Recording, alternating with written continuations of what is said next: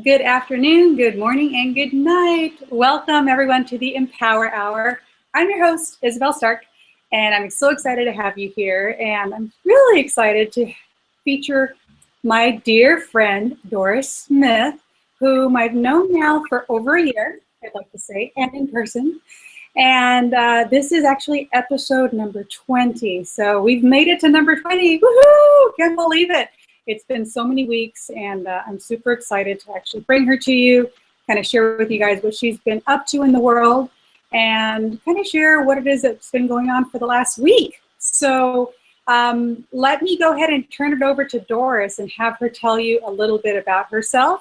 So Doris, why don't you take it away? Thank you, Isabel. And first, thank you so much for having me on your show.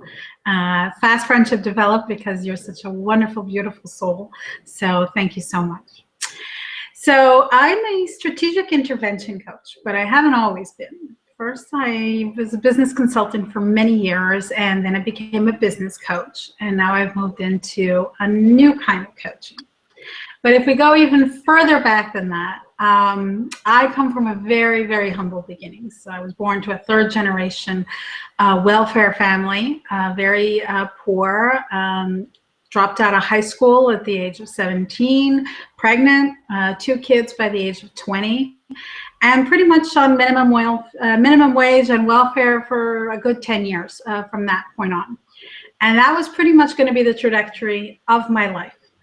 But that all changed one day when I fell upon a book, and this is why I just love coaching and I love all these wonderful, powerful women, because that's exactly that kind of person that literally saved my life. As a coach, I wrote a book about, turning her life around, losing weight. She was a fitness coach, and turning to God, and it was just a great book because it was her story, but the catalyst of that book was really that for the first time in my life, I thought I could change, that things could actually change. And when you come from a very poor background and all your friends, everyone around you has no ambition beyond, renting a movie or getting McDonald's as the highlight of the week, it was really a whole new, wow, maybe I could change my life, and that led me on the path to go back to school and became a computer programmer, and then got into business and worked my ass off to really, really change my life, and moved from business consulting to business coaching. And then I wanted to become certified. So that's where I met Isabel, through a certification program. And that's been wonderful and challenging, really coming back to facing a lot of other things that I didn't deal with. I think it's a lifelong journey for everyone. So now I'm moving into strategic intervention coaching with the Robbins Madonnas organization. So more of Tony Robbins style coaching, really adding to my skill set, and moving into relationship coaching, empowerment, women's empowerment. Yeah. That is awesome. And what a great kind of story that you've had. I know that there's even a little bit deeper and more information on that, and you've shared that with me privately, so I'm not sure how much you actually share in public, but you've really, from what I've seen, you've really been able to surmount the obstacles that have been in your way. And like you said, that first obstacle is really recognizing the fact that all the people around you had a certain level of desire of what to achieve in life. And for you to actually look in the mirror and recognize that's not the life I desire to continue on. I think that's the biggest, most amazing hurdle that you need to really start with. So, I give you lots of love for that. I think that's it's a great place to start. Absolutely. But it's because of people like me now, and like you, and the women entrepreneur on the line, some coaches, even through business, by being an example of something else and reaching out and showing it. I was just talking to somebody compassion. I had a very difficult relationship with my mother. It was very abusive, and it was just really difficult. But I said, but of compassion. And she says, well, you know, your mother could have had compassion for you. And I said, you know, you can only develop compassion and emotion and caring for other people if you've received it. And my mother never received it, so she couldn't give it to me. But through my exposure to other women and other people, they've shown me compassion. They've supported me. They've said, Doris, you can do it. They said, yeah, you can change your life. So now I can give that back to my mother. You know, so it's really important. I mean, when you mention that, I think of a personal experience with my father, and just not just my dad, but a lot of people that I've spoken to, that, you know, there are two choices that you make in your life. Number one, you choose to continue on in your life the way it's been done for, you know, in your history, so with your ancestors, or you actually choose to make a difference. So I hear a lot of people saying, I will basically raise my kids the way my parents raised me, or I will not raise my kids the way my parents raised me. And I don't know, the whole compassion thing, I kind of, you know, I look at, again, I look at the personal experience with my dad, and he really didn't have it either. And so, like, somehow he found it somewhere. Maybe I don't know the whole story, but you weren't necessarily raised with compassion. So you finding it from your girlfriends and from your colleagues, and in the most part, probably even your daughters. Right? Absolutely, for sure. Because, you know, as Tony often says, we do more for others than we do for ourselves. And I wanted, of course, more for my daughters. And I literally looked at what kind of model was I being, and I went from that kind of space, instead of, I think what some parents do that I think is a mistake, is trying to make them have the life they wish they had had, as opposed to being more of a model of the way to live your life. You know, we're often teaching our children, you know, how to do, or telling them what to do, instead of teaching them how to come up with a way of living and a way of making decisions and a way of meeting their needs and so forth. Instead, we're telling them, do this, don't do that, do this, don't do that. And that doesn't empower them, and that doesn't help them in the future. No, that's, and I'm glad you actually got through that, because we are, as mothers, you know, we are the ones that are just really building the next generation. And I remember that feeling when I was pregnant the second time around, that it was like I really needed to educate myself and make sure that, you know, I was building this little being, number one, but that I was going to be teaching him the way I want to see the world in the future. Mm-hmm. Yeah, and hooking it back up into my relationship work, where I'm moving into, I want to help women save their marriages. Now, it's a two-way street. Obviously, it's a couple thing, but I think women are really the guardians of the relationship and how it evolves and stays solid and so forth. And I really want to do it, yes, to prevent divorce and for women to have passion. And so many women that I meet now have so much passion for their work and what they're doing, and they're like letting their relationship be something that's kind of like in the background, and it's just really central. And it's for the kids that I want to do that. It's for the children, because we're modeling the kind of life that leads to real success, real happiness.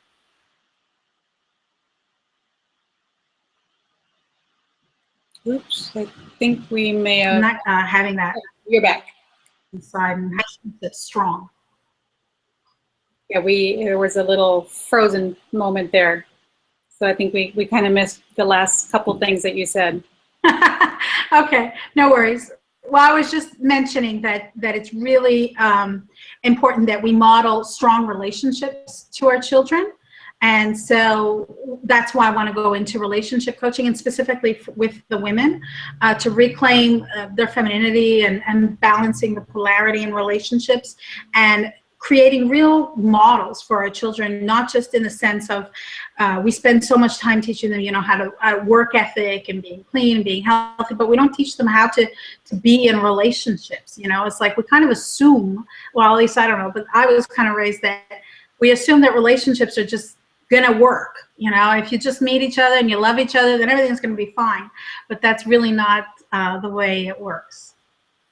So then you're going to be focusing on relationships of, you know, obviously grown women. Are you going to be doing anything with like, say, teenage girls? Or you mentioned something about Montreal and how you're actually donating some of your time to the women there. Can you tell us a little bit about that? Yeah, sure. So my way of giving back, I mentioned that I was a woman, I was a young woman on welfare with 2 kids.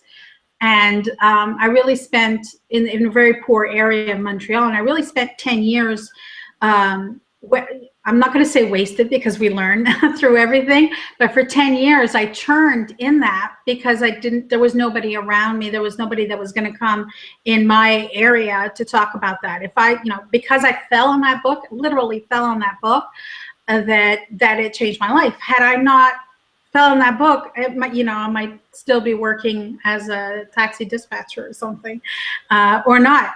So I really wanted to reach out to those young women that have the young children, and that, you know, they're having kids, and the kids are barely 2 and 3. When you're very poor, it puts enormous stress on a relationship. And then we're talking about, you know, young girls with no money, with young men with no money, that not equipped with tools into how to manage their relationship and so forth. And then it's these kids that pay for it. I go in and I teach them a little bit about how to listen to their inner voice and break through the beliefs, right? Because when you're in your young 20s, you're still very much in a parent pleasing kind of mode. You're still very much trying to live up to that image. And if you didn't have very good models, which is often the case in very poor neighborhoods, you kind of just have this whole attitude towards each other. Well, he should do this and she should do that, and there's no really understanding. So I work with belief systems with them. So that's what I do, like my pro bono work, if you want, that I do with the Centre Sud. It's an area of Montreal. I do it mostly with French because I'm half French. So if there's, you know, you had asked us to do a video about something that people don't know about us. Yes. And I was out in the country and I couldn't do it. I was out in the woods, so I didn't have a good connection to do that. But it was going to be that. It was going to be that most people don't know that I'm perfectly bilingual. I speak French fluently because my mother is French. Yeah. So I digress. I mean, just so, sorry, you broke up. What did you say? No, I didn't think that. Like, I mean, I knew because you were from Quebec, but I had an inkling. But yeah, when you just started busting out the French, I was like, wow, look at this girl. Yeah. So my coaching practice, the coaching that I'm really moving towards, is working with women in their 40s, 50s, older women that really have come from difficult backgrounds like I have, and have lost their sense of femininity, and they're losing the passion in their relationship. They're being masculine for 24/7. They're run down. They feel that they're slaves to the children, their work, their husband. They have no even idea of who they are inside. And these are the women that I want to help reclaim who they are inside. And well, you know, some women, it's like, when the kids leave, then I'll leave my husband, or they have all of these external ideas about what the source of the problem is. And I kind of help them get to, you know, that is not really the problem. You have needs and you're getting them met in other ways through the children instead of your relationship. And it's all my strategic intervention coaching training that it lights me up like nothing else, because I was that woman, right? I was that woman, and I can still be that woman. You know, it's a journey. It's a work in progress for sure. Well, you can speak to them, and that's, I think, the important thing about having the right coach is the fact that you're relatable, and that you can actually, you know, really speak to the core of the woman that you're helping because you were actually there yourself. Yeah. And there's just such an idea of settling for a passionless, sexless relationship when there's still love, right? So I think a lot of the relationships stay in that love plateau, but they kind of say, well, after 10 years, you know, there's lack of passion and there's not, and that's okay. And it's not okay. It's not. It's about, there's a settlement there that needs to be looked at, and it is work. Relationships are work if you want them, and it's so worth it. It's so worth it. Why should a woman not have passion in every area of her life, right? And be able to be in her feminine and reclaim that. And it was, you know, quite a job for me, and I still work on that. And you know, we've had conversations about that. Yes. That because I had such a difficult relationship with my mother, that I didn't have a model for that at all.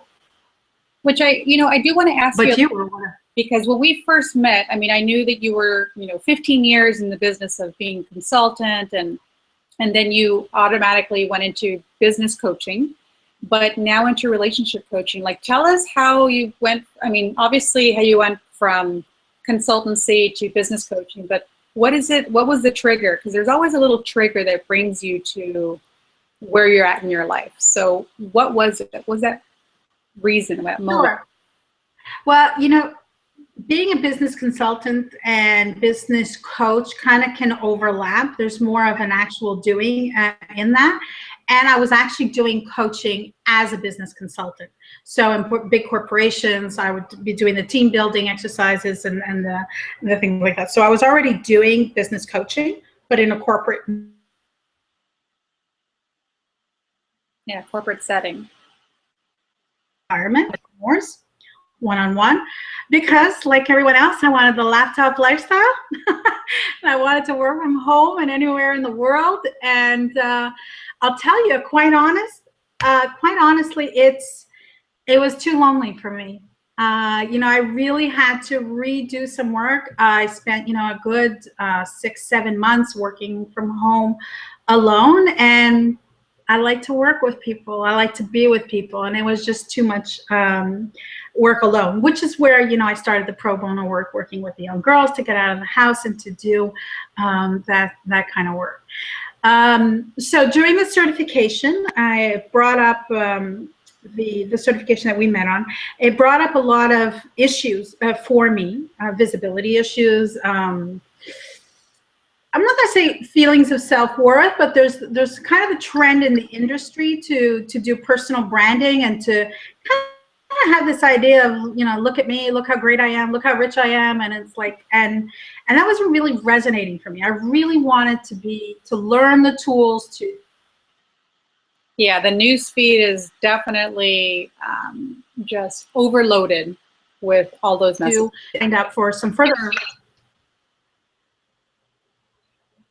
That's when I signed up for some further training and certification with the Robbins Madonnas organization, and it's been phenomenal. I'm very excited about it.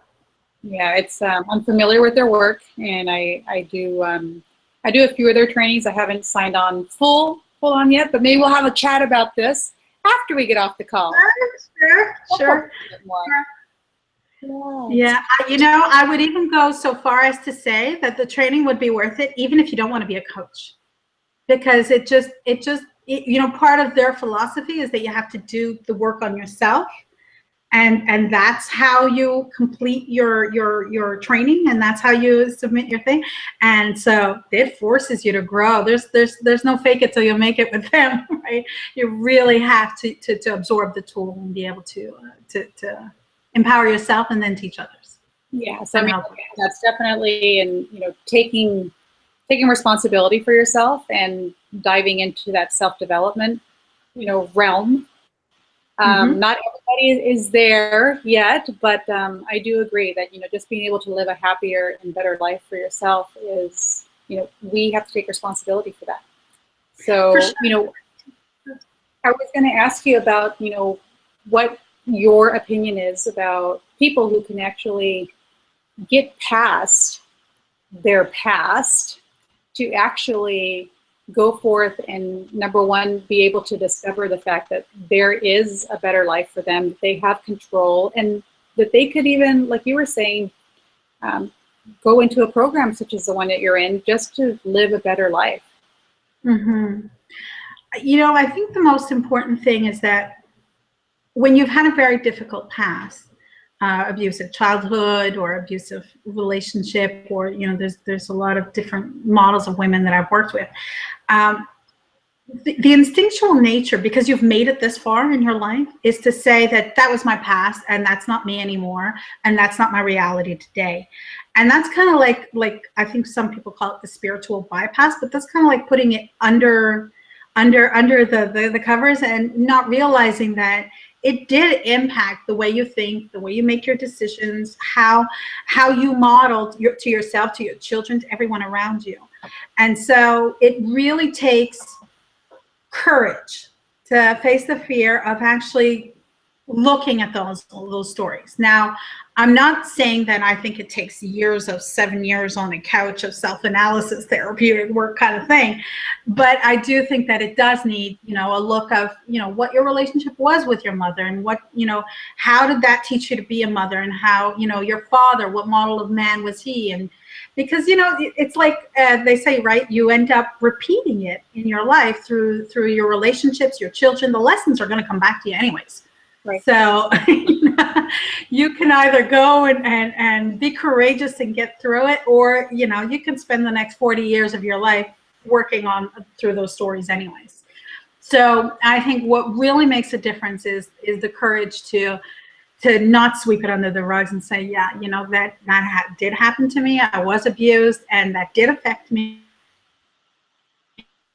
I'm not a tremendous amount of pretending that goes on, and it's a protection mechanism, right? So we need to not be the person that happened to. So that's why we do that. So then you would actually just narrow it down to really having the courage to being able to face what it is that you.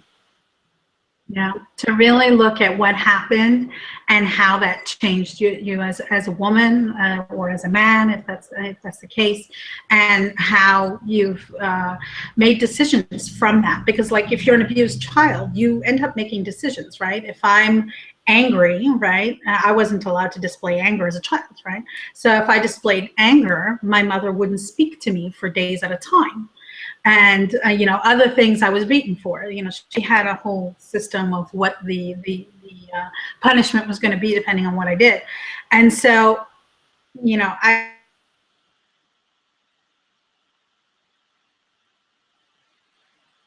think you've frozen up again. Sorry. There you go. Can you hear me, Doris? Sorry, everyone. Sorry, I couldn't see that. I couldn't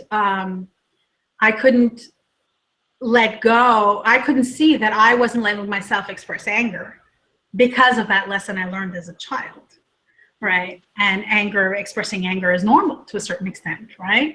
So there's all these different decisions, you know, if I can lack a better way of saying it, that we made in those moments, those moments of extreme stress and emotional upheaval, where we went right to our survival mechanism. And so we made a decision, and we created a belief in ourselves around that decision, right? So really a breaking down of those things, and then re-choosing, you know, who do I want to be? I don't want to be an angry person. I'm certainly not saying that. But you know, if somebody does something to anger me, it's okay, and I can go to the gym and express it. But at least I'm going to express it instead of eating it, which has, you know, definitely been my lifelong struggle with all my emotional issues, right? Because of that. So.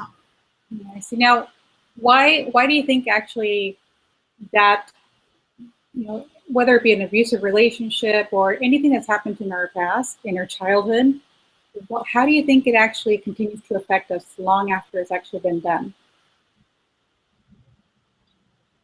Our day-to-day decisions. So let's say, I'll take an example for being criticized. So as a child, you know, I didn't want my mother to criticize me. So I would work overtime in order not to be criticized. And then I brought that, even as an adult, I noticed.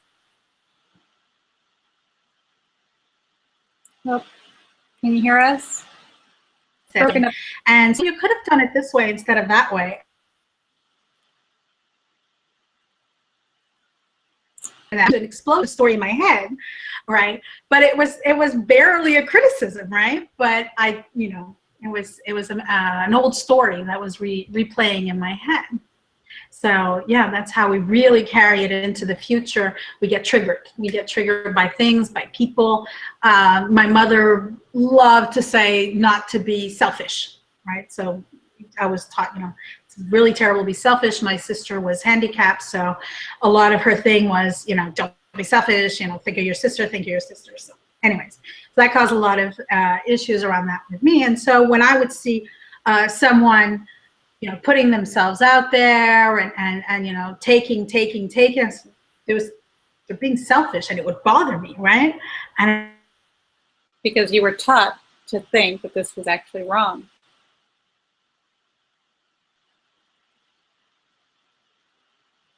You've frozen up again, Doris. So, I hope you all can still hear us. It seems good. Oop.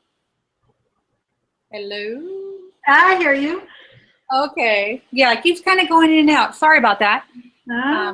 Technology today.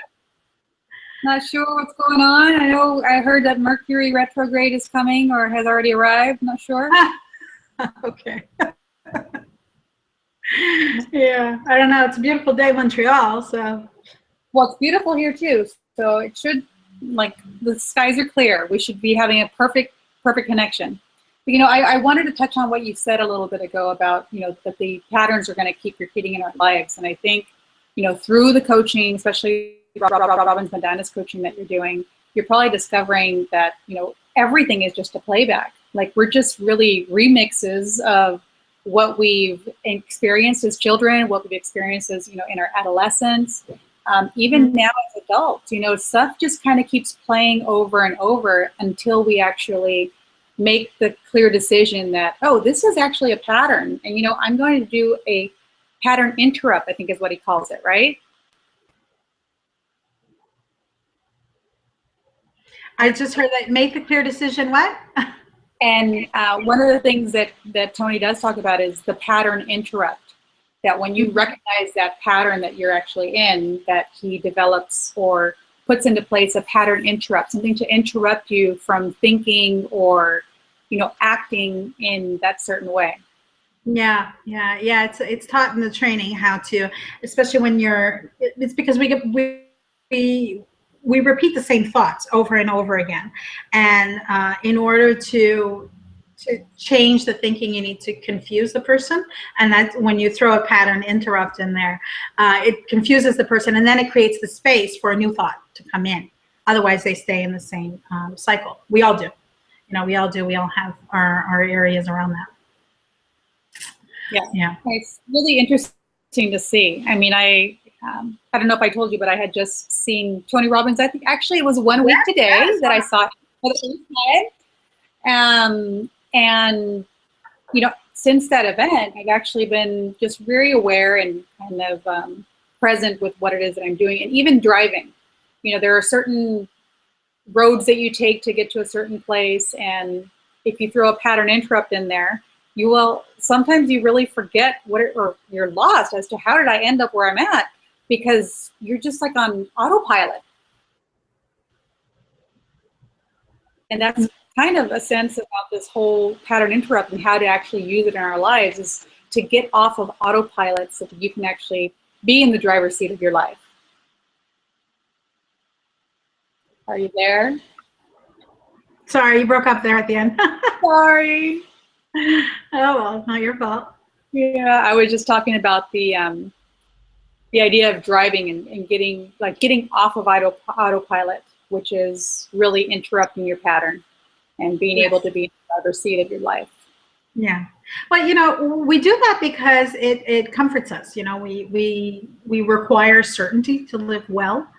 We require, knowing that the sun will rise, that the roof over my head won't cave in, that the floor that I'm walking on won't. We need a certain level of certainty, and we create our worlds to give us that certainty, right? So we want to stay in there. And as soon as we try to get out of there, there's a subconscious protection mechanism that kicks in and says, what are you doing? You know, and will make you really uncomfortable, produce fear, and then you back away and you go back into your little comfortable thing. But it doesn't, you know, it doesn't take being fearless. This is what I tell my clients. I said, forget about being fearless. You're going to be afraid, and it's a good thing. It's protecting you.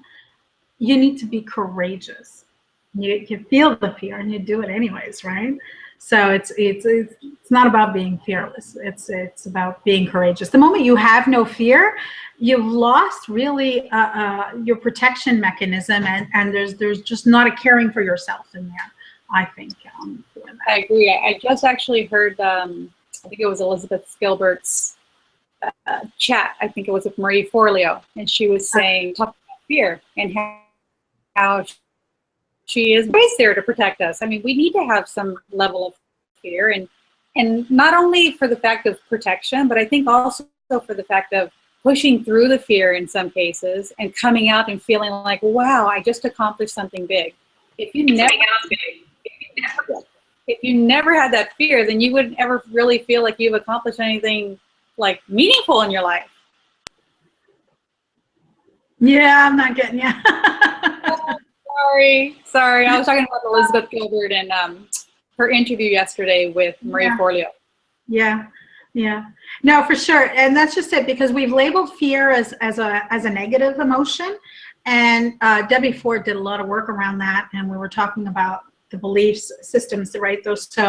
And I love her imagery that she has about when we're born, we have a huge mansion, right? We have all these rooms. And if you imagine all those rooms as different emotions, as children, we'll play in one room, go into another, and so forth. And then somebody will reprimand us and say, that's not okay. And then we close off that room, right? Anger, we're not allowed. Fear, we're not allowed, right? And so we end up in this little tiny room, this little tiny box. And really part of the work of reintegrating, I think, is going back into those rooms and saying that fear served me, right? Every one of your emotions was there to protect you. It was serving something. There was a positive intent behind it, as Tony Robbins often says. And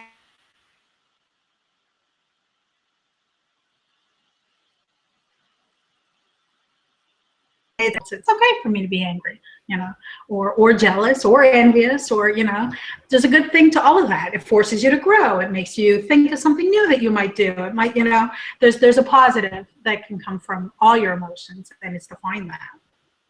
I would say that the other large thing or key aspect of that is just the fact that, you know, that fear, that emotion, that jealousy, that anger, it's actually a part of you. So if you start feeling like you're not supposed to be having these feelings, you're really denying a certain part of you. So it's really about embracing yourself, you know, the good, the bad, the ugly, everything in between, so that you can really live that full, fulfilled life.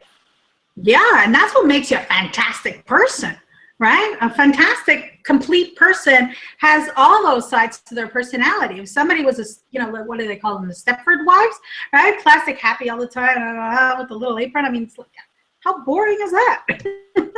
Well, I don't know. Ask them back in the 50s. What was it? They were really like that. June Ward was up. Yeah, but even in the 50s, they weren't really like that. You know, if you could see some of the underground stuff that was written back then and everything, you know, there was just more of corporations controlling what you could see, and people, you know, there was no internet, right, where people can just come on and be themselves and say what they're thinking, right? So we're really looking, I think, at all of history through this very little lens that somebody decided that this was okay for people, this, you know, to say that this is what happened during this time, and so forth. So I sometimes wonder what would history really have looked like had it been not filtered like that, had we had like the internet, this openness, you know. But I think it kind of lives in books. Like I think about Kerouac, I think about Burroughs and what they wrote about, and when you really get to see the world through their eyes, that it paints a completely different picture than the Cleavers.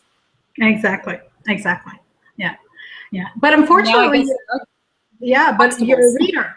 You're a reader, which is fantastic. I'm a big reader also. I read at least a book a week, but unfortunately, the majority of people don't, and that's why they get everything, their knowledge, their experience of things served up on a platter through television and things of those mediums, which all have a marketing agenda behind them, right? So there's no.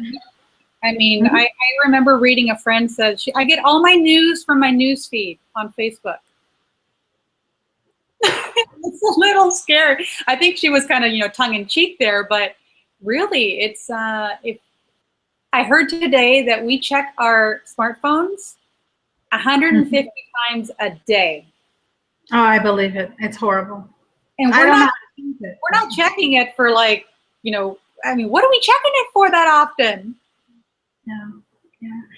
I don't know. I mean, we've connected and there's so much good that came out of that.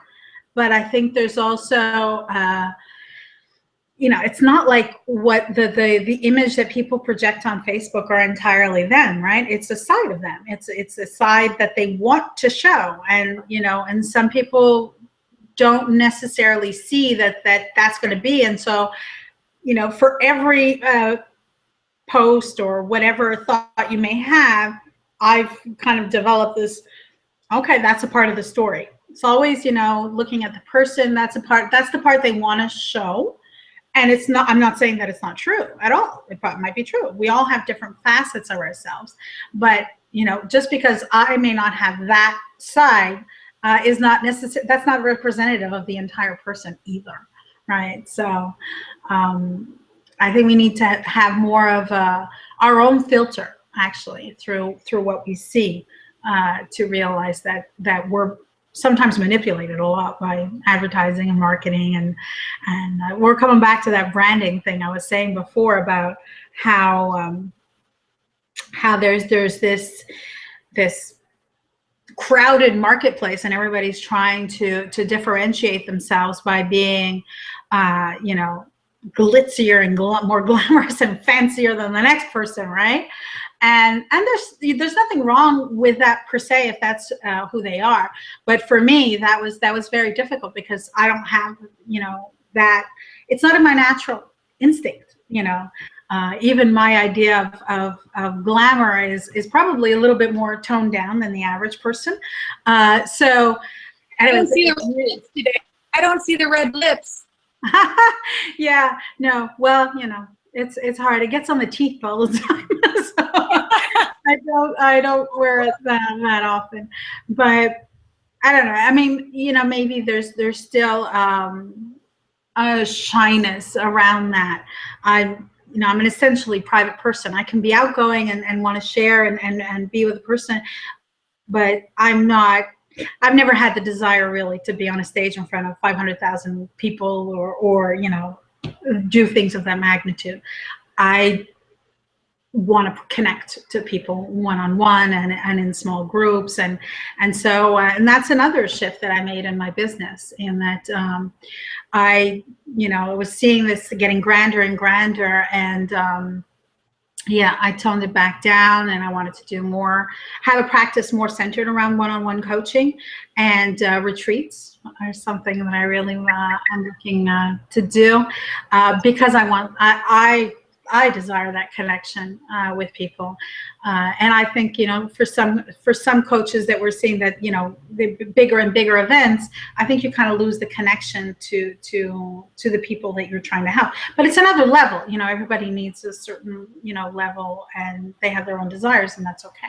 But I got to know me through that. Well, we ended up joining a larger group. It was 200 women, and had we not joined that, which was not very personal, we wouldn't have created the sisterhood that we've actually created. So there's always some kind of diamond in the rough, right? It's just about really being able to see it for yourself and pull it out and make the best out of it. Absolutely, absolutely. No, and I'm thrilled that I did it because, like I said, it really put me on my face, like to do those, to go and get big fancy branding pictures and things like that. It was like, okay, I'm going to do it, So, it made me bust through some fears around that and be, courageous faced with that. And you know, it got me just as happy, as angry, as frustrated, as, you know, I got triggered left, right, and center in the beginning of that certification program.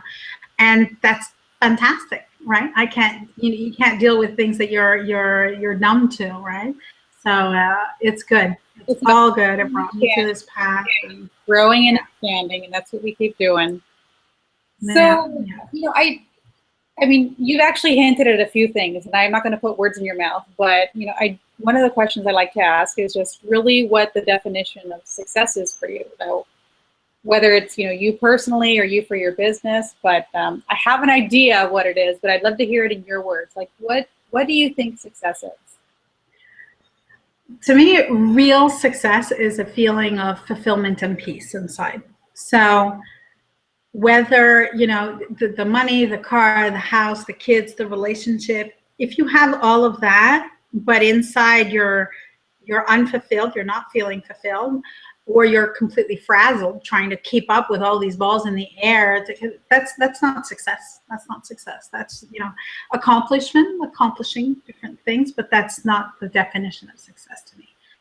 Definition of success to me is really a feeling of peace and fulfillment and feeling full. Feeling full. That's being successful. Having a successful life. Wonderful. Wonderful. Yeah, it's just interesting to see that everybody has their own definition, right, of it. And, you know, for some, like what you were talking about, you know, our branding and getting out there, you know, that really is success for them. And it resonates with them. And that's the joy about, I guess, this whole business and practice that we can actually have is we each have our own definition for success, and we each have our own clients that are going to resonate with what it is that our vision is. Absolutely. Absolutely. There's room for absolutely everyone, and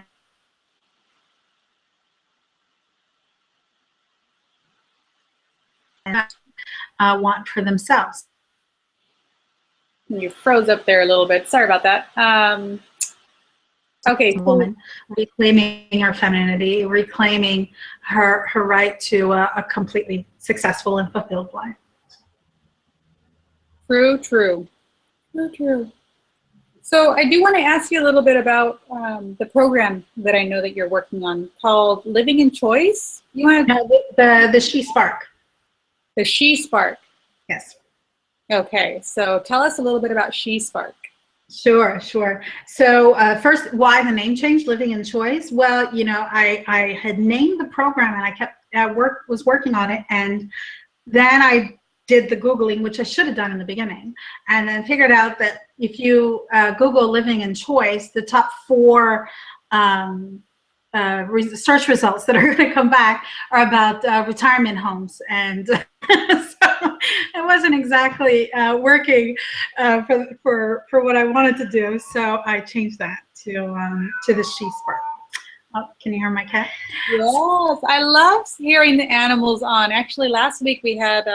I was hoping for the birds to come on loud, but Spark in other women. And, sorry. 4-legged animals are welcome. We haven't had her yet. Oh, if you want to bring her on, that's fine. Yeah, he's a party crasher. He's a very old cat. So the She Spark is really about women recognizing the spark in other women and reclaiming it for themselves. So I was the woman, I'd say, you know, probably 8 to 10 years ago, who was completely sitting on the sidelines, right? So any woman that would show up and look glamorous or pretty or have her own job or you know, own her own business or was doing all of those things, had a passionate, you know, marriage and all that. She had something that I didn't have. And I really figured out that it's not that she had something I didn't have, is that she let herself be, you know, who she really is. And that's what I needed to work on. So I kind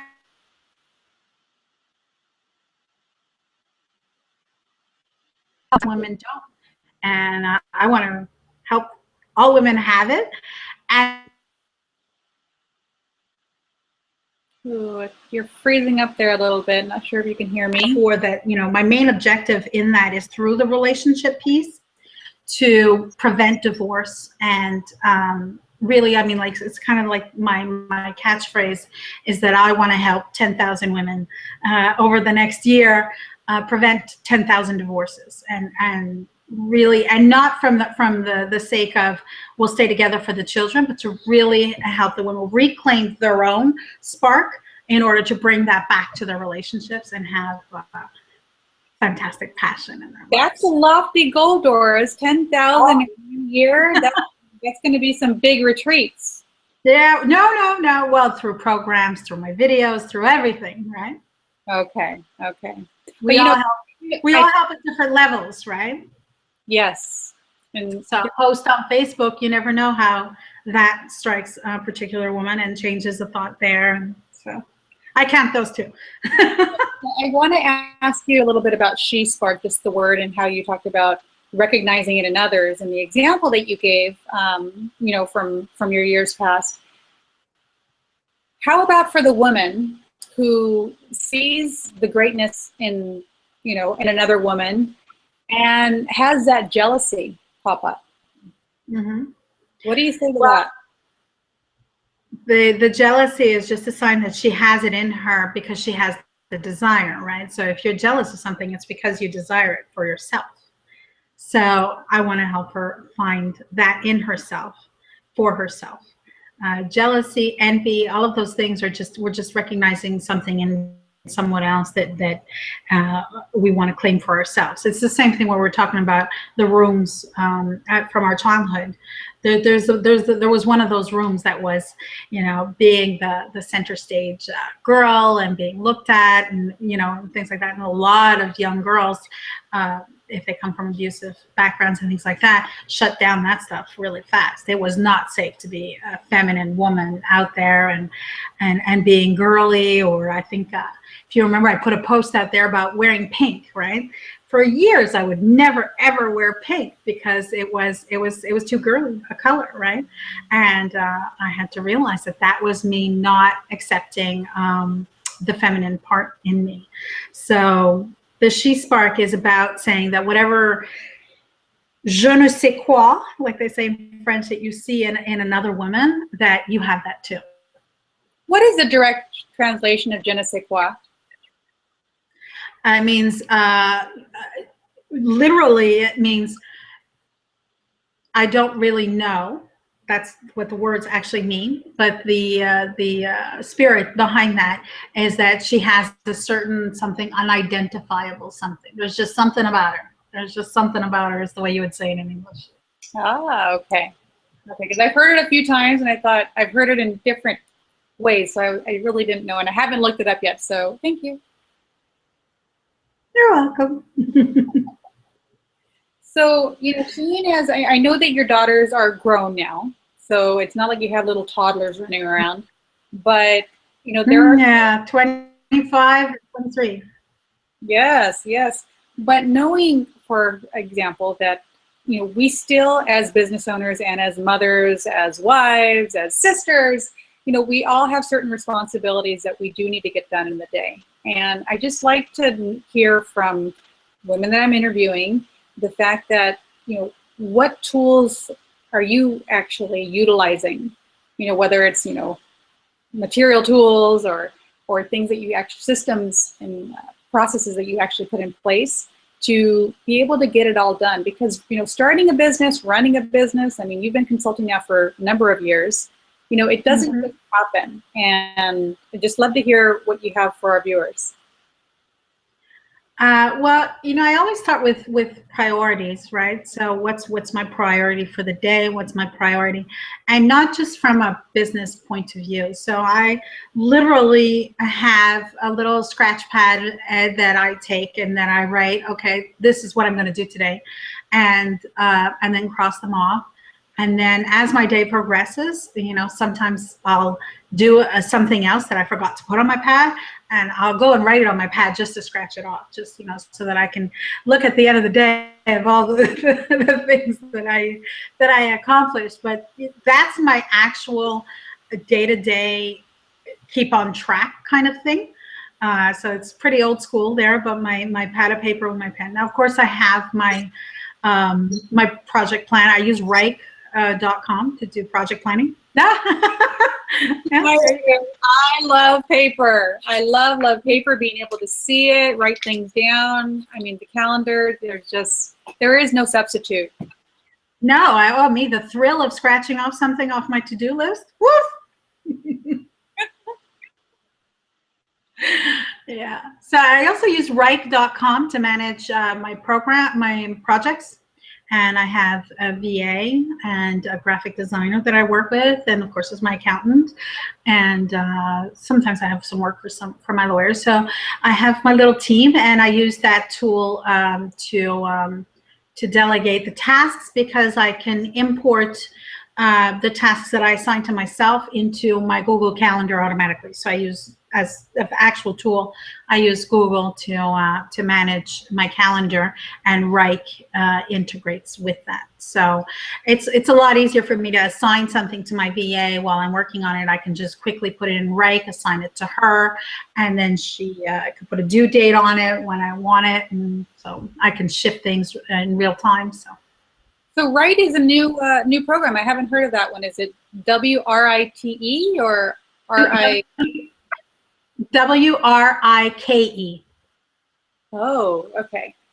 WRIKE. I have to look that one up. I haven't heard of that, but that's the first one. Yeah.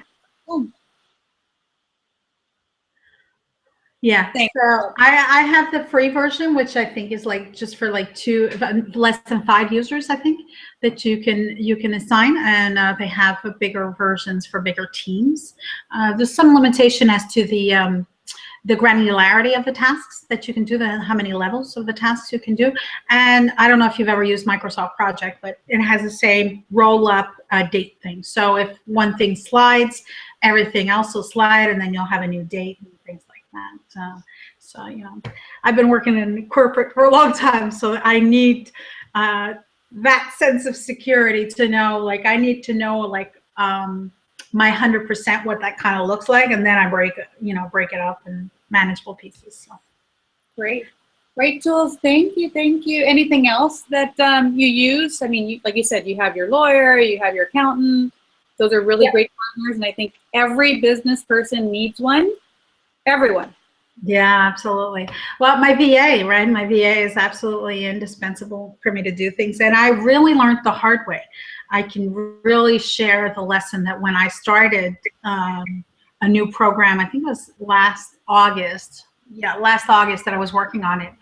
And because I come from a corporate background, I know how to do all the tech pieces. And, you know, I had a mentor, a coach, right, that was saying, just because you know how to do everything doesn't mean you should do everything, right? And I was saying, yeah, but I was doing everything, right? So, and including doing some PDFs, some workbooks for a program I was doing. And eventually, you know, I got to total burnout, right? I was totally burnt out because I was trying to do everything. So really learning to delegate those tasks, and saying that it's not cheaper to do it yourself than to delegate it out to someone that can get it out a lot faster. Anyways, long story short, after burning like 14 hours on doing a stupid PDF and still not being happy with it, I said, okay, that's it. So I was cured the hard way, and which often happens for me, but that's okay. In that way. So use your VA, really look at all the tasks, and this is what I did. I did a list of all the tasks and who's the best person to do that. Not necessarily, I mean, like our coach, you know, says who else could do that for all the tasks. You know, I didn't want, I'm not there yet, maybe, I don't know, but I was more of who I want to do, which ones light me up, which ones do I like to do, and which ones can I delegate to someone else to do. So I think it's really important, the joy factor, which, and I'm just hooking in here the little gift that I prepared for your viewers, the joy test, the joy factor in your week. So really keeping the tasks that kept me in a higher vibration, a higher state, was really important also. Not delegating everything either. I like cooking, so I wasn't going, you know, to hire a cook. I like cooking. It's downtime for me. It's non-thinking time, right? So, and for somebody else, it might be something that they want to delegate because they don't derive joy from it. So if everything was cut up for you, just a thought. Just a thought. I love cooking too, but sometimes I think, oh my God, I have to cut up so many vegetables and fruits, you know, for snacks throughout the day or the week. And just sometimes having somebody come in, prepare that is. I don't know, maybe because I'm not doing it for young kids anymore and I don't have that much to do. There's only me and my husband now, that it's not as much. So maybe that's why, but it's really like non-tech time. There's no computer involved. There's no electronics. I love to listen to old blues music, and just, you know, be in the kitchen doing that. So it's really, it's me time, actually. It's me care time, but that's for me, right? Yeah. That's what I offered for your people. It's called the Joy Test. And it's really a tool to help you examine. It takes like 7 days to complete, to really examine all the segments of your day, who you're interacting with, what activity you're doing, and to determine what level of joy you are on a scale. So when you look at it, you have a very joyful, valuable. Some things we do, they provide value. They don't necessarily bring us a lot of joy, but they're very valuable. Other things are we're doing out of guilt, right? And obviously we want to cut more of those out. But I'll let everybody open that up, that gift. It's really a tool I used with my clients, and it's fantastic. And I'm offering any coaches out there that want to use it, go ahead. No copyright on that. Go ahead, copy it. I just think it's so fantastic to have people actually look at, you know, they say, you know, I'm not happy, I don't know why. And then when they complete the test, and then they see that, you know, like 50% of their activities they're doing out of guilt instead of out of joy, you know, and then they need to make some new decisions about how they're spending their time and who they might be spending their time with, and what they're doing and things like that. So, yeah, so you can get that at. That's actually, it's I did include the link in this episode. So if you actually look at the details on this episode, you'll find it either on YouTube or on Google+. So the link is already provided there. Thank you very much for that gracious gift. And we're actually getting down to the last few minutes. I have a couple last questions to ask you. Sure. So I did want to know, you know, number one, I guess it's kind of like what you're up to for this next quarter, because we are upon quarter number 4. And as you know, in the Fiercely Feminine group that we have, there is something I do called the top to do, so the TTD of the day. But I would like to know what's up for Coach Doris in the top to do for the rest of 2015. So do you want to share with us what's coming up? Sure. Well, I intend to complete my certification before the end of the year, that's for sure. But I would really say my top to do is the launch of the Starck program. It's you know, I've launched a few programs. I've done I've done some digital download kind of programs. I've done some one-on-one programs and coaching, and I'm like practically emotional on the verge of tears, because it really feels like what I was meant to do. And I did a lot of business coaching, and I'm still good at it, and I'm still going to continue doing it for especially the storytelling part, which I love in the marketing aspect. But launching this is a huge goal of mine, and I absolutely want that to be out this year. Wonderful. Well, if you say it will happen. So I'm really excited for it. I can't wait to celebrate with you. So hopefully live before the year is out. You know, either I come to Montreal, or you can actually come and visit in Toronto again. It'd really be great to have you and just to be able to see you and reconnect. Because there's really, absolutely. This is great. I love seeing you on camera. I love chatting with you on the phone. But when you actually have the energy of 2 people or, you know, more, together, there's just something magical that does happen. So I really look forward to getting together with you again. Oh, for sure, for sure. My VA is out in Toronto, so I told her I'd see her before Christmas. So I think there's definitely a TO trip in the works. Wonderful, wonderful. Well, thank you again, Doris, for coming on live. I really appreciate it. And I hope our viewers really got some clear information as to how it is that you can help them, especially with the She Spark that's going to be coming up.